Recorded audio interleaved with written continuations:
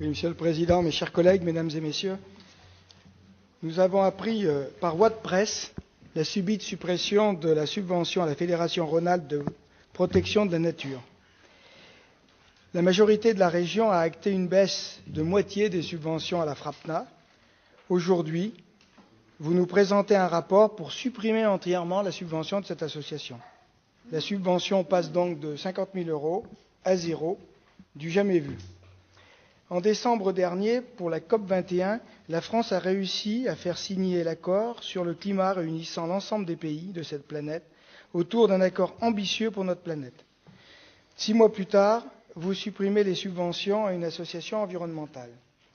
Cette association organise un travail remarquable de sensibilisation auprès des collégiens sur les thématiques environnementales. La FRAPNA, c'est tout de même 86 interventions dans les collèges, 286 dans les écoles primaires et 5000 élèves touchés par les actions d'éducation à l'environnement. Pouvons-nous réellement nous passer de leur service quand on voit le travail formidable qui est effectué? Vous avez eu le mérite d'être clair, la FRAPNA allait, je cite, à l'encontre de certains projets portés par les élus départementaux ou par des élus locaux. La FRAPNA a notamment attaqué 3 projets importants dans le département. Mais dans quelle curieuse démocratie sommes-nous? Les associations de ce département doivent avoir leur liberté de ton, leur liberté de parole et d'action, indépendamment de leur action relevant de l'intérêt général soutenu par le département. Car il n'est pas de tradition dans cette collectivité d'assécher financièrement toutes les associations qui ne pensent pas comme elles. J'en veux pour preuve les votes auxquels j'ai pu participer depuis 14 ans dans cette Assemblée et pour lesquels, que ce soit pour la FRAPNA, mais aussi la SAFER ou d'autres, certains collègues demandaient un vote par division, votant négativement pour une subvention de fonctionnement, mais apportant leur soutien pour les aides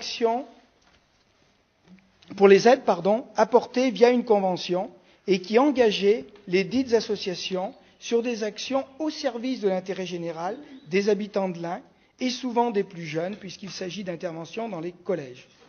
Comment pouvons-nous revenir ainsi sur une convention dont les termes ont été, à moins que vous nous démontriez le contraire, respectés par l'association signataire? D'autant plus lorsque l'on sait que c'est dès le plus jeune âge que l'éducation à l'environnement est primordiale, les jeunes devenant ainsi des ambassadeurs, nous avons à plusieurs reprises utilisé ce terme aujourd'hui, auprès des adultes et notamment de leurs parents et familles. Merci, Monsieur Larmanjat. Écoutez, comme vous l'avez dit, c'est une politique effectivement qui est assumée en tant que telle. Je le redis, je crois ici important de souligner d'abord, vous dites, vous l'avez appris par votre presse. C'est la preuve que vous avez bien lu notre acte, puisque c'est un engagement de campagne et que nous avons pour habitude de tenir nos engagements de campagne. Et j'ai pris cet engagement de campagne pour une raison très simple, c'est que j'ai trop eu d'acteurs sur le terrain, d'agriculteurs mais pas seulement, d'acteurs qui créent de la richesse sur notre territoire, qui nous ont dit avoir dû faire face à un moment de leur vie, à un moment de leur activité, à la FRAPNA et de manière négative sur un projet. Et je l'ai tellement entendu sur le terrain que je ne pouvais pas être sourd à ces critiques-là. Et d'ailleurs, en toute transparence, j'ai reçu les responsables de la FRAPNA. Et les responsables de la FRAPNA de l'Ain, d'ailleurs, avec qui on a eu un échange tout à fait cordial, et je leur ai dit la chose suivante. Je leur ai dit, si vous faites autant pour l'environnement, autant pour l'agriculture, expliquez-moi pourquoi, lorsque je suis allé au congrès de la FNSEA, lorsque j'ai dit que je tenais mon engagement, qui était celui de ne pas reconduire sur la première année les crédits accordés à la FRAPNA, pourquoi j'ai été applaudi à ce point? C'est bien la preuve qu'il y a un problème. Et le problème, c'est quand une association se détourne de son objet. C'est une association à caractère environnemental dont l'objet, justement, et vous l'avez dit, est l'éducation à l'environnement et l'apprentissage de l'environnement qui est essentiel, bien entendu, dans le parcours de chacune et de chacun des collégiens. Mais force est de constater que sur beaucoup de dossiers, à l'échelle départementale, mais aussi, je tiens à le dire, à l'échelle régionale. Et je ne jette pas tout le monde dans le même bain, parce que il y a aussi, y compris dans la FRAPNA, des membres qui font tout à fait loyalement leur travail, et notamment en matière éducative. Et que les 50 000 € qui sont accordés à la FRAPNA, vous le savez, ce n'est pas la majorité des crédits qui sont accordés pour des projets éducatifs et donc des crédits qui vont ailleurs. Ce que je veux dire par là, bien sûr que chaque association a la liberté de ton, et vous voyez bien dans toutes les associations que nous accompagnons, y compris à caractère social, solidaire ou autre, vous savez comme moi qu'elles n'ont pas forcément les mêmes opinions politiques que nous, et il n'y a aucune difficulté à cela.